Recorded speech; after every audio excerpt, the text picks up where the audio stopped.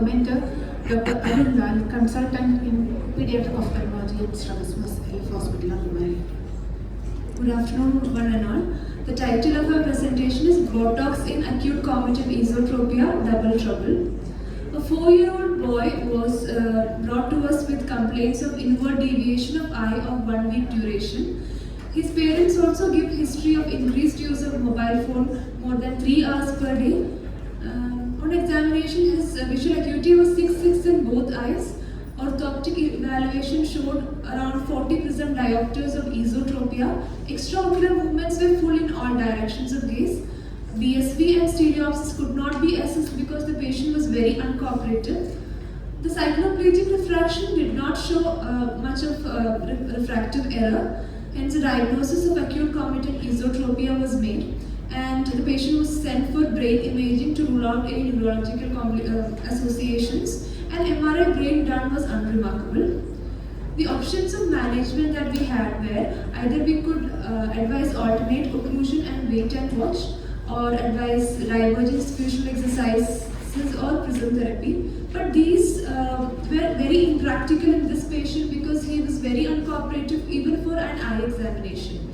Other option was to do wait for spontaneous resolution and do strabismus surgery or injection of Botox to medial rectus muscle. So our plan was to inject botulinum toxin A to both eye and medial rectus muscle.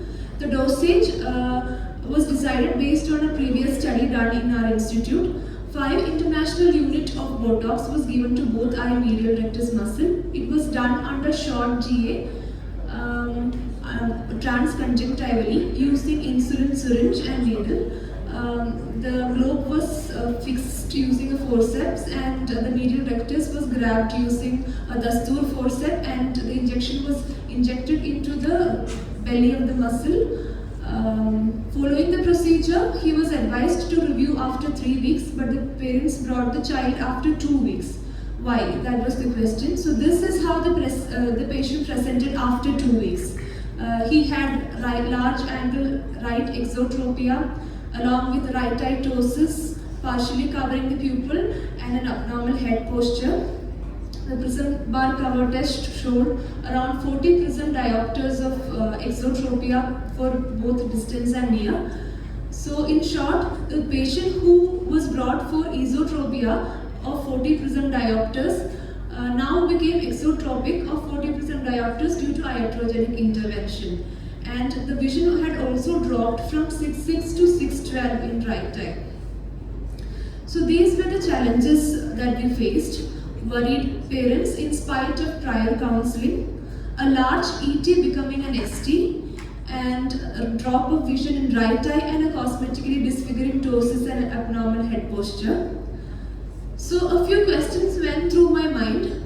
Those were, is it even worth giving Botox in such cases, or should we just opt for surgery as the mainstay of treatment?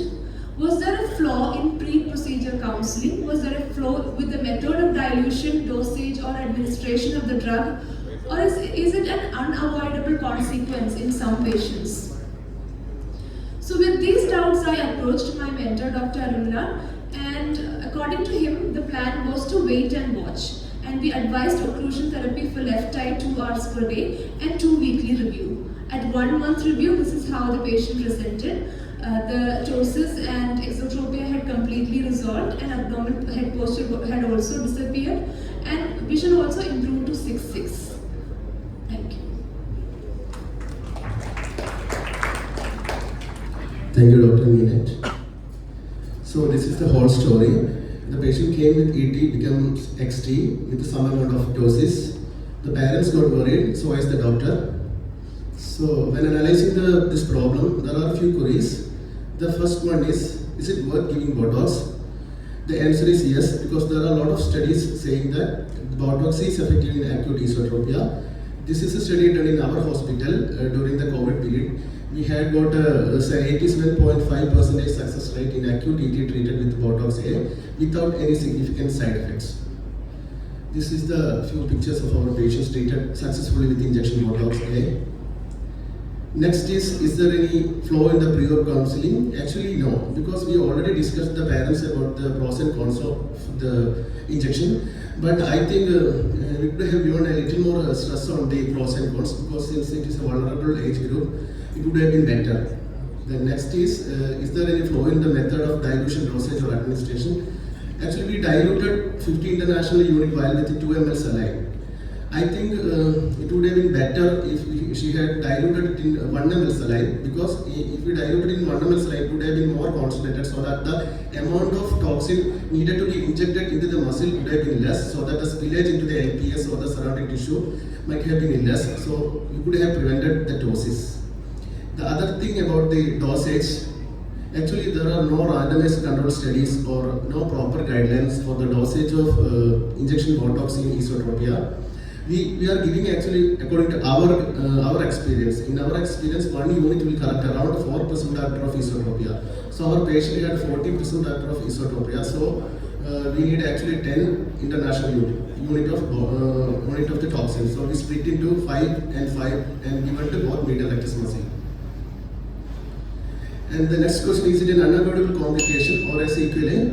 Actually, not really, because when I researched the literature, there are a lot of examples, and especially in infantile esotropia treated with Botox, they say there is actually a phase where majority of the patient may go into an exotropic phase before they are becoming ortho. So it can happen rarely, but not that common. So in conclusion, injection Botox is very effective in acute ET.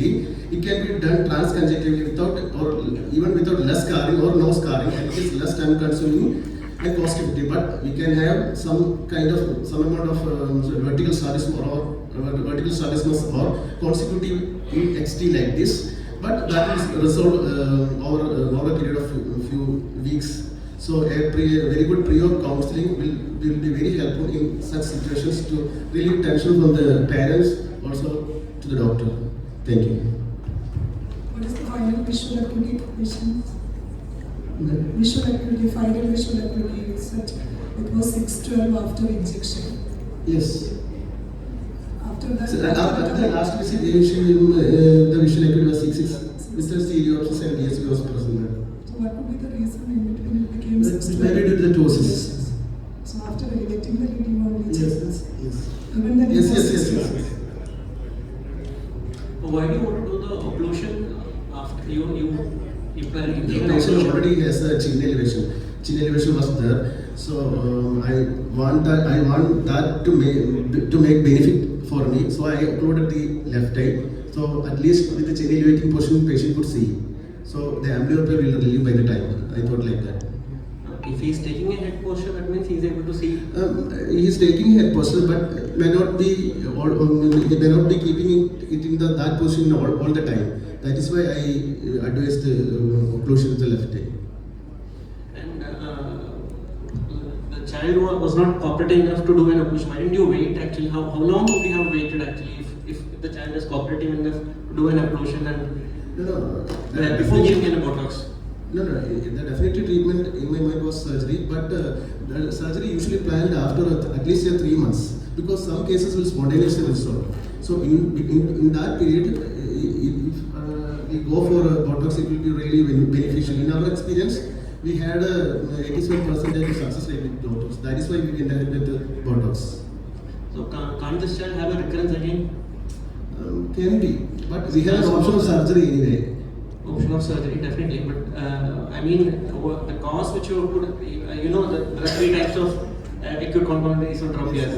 And definitely, as you said, the gadget, most of the children are given gadgets as soon as they are born and able to see or concentrate. So that should also be counseled, because probably the thing which induced this. Yes. We already told to abstain from gadget and mobile usage.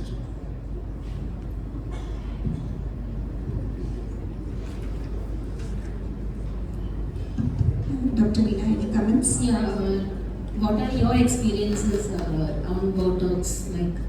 Like only thing we have to think here is the muscle mass important, whether it's when it's a child, and the dosage. Yeah, so normally I would not, as I said, probably the dilution is another thing. Mm. But then the fact that you've got a ptosis says it's working, which is good. If I get XT and ptosis, I'm happy.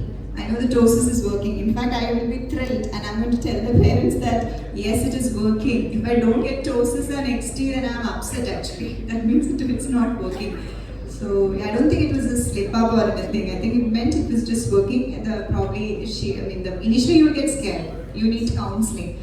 But yes, as Dr. Matthew said, the cause of the AAC has to be worked up because it has a high chance of recurrence. So ideally an orthoptic evaluation should be done to find out which type of AAC is, and then depending on that you can decide on management, botox or surgery or orthoptic exercises or classes or whatever it is. Actually, following Botox, we have had very few recurrences, very few, almost nil. There are studies which says it works. ETs may not get corrected. For that, we may have to go for surgeries. But recurrences, what we have seen is very less. Counseling is more. Yes, ma'am. Counseling is, you have to give more time to counsel. Especially the ptosis part, you have to counsel really. Okay, that was good. Please collect.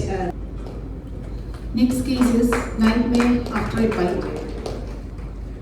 The mentee is Dr. Pravina, DNB resident at Giridhara Institute, Kochi.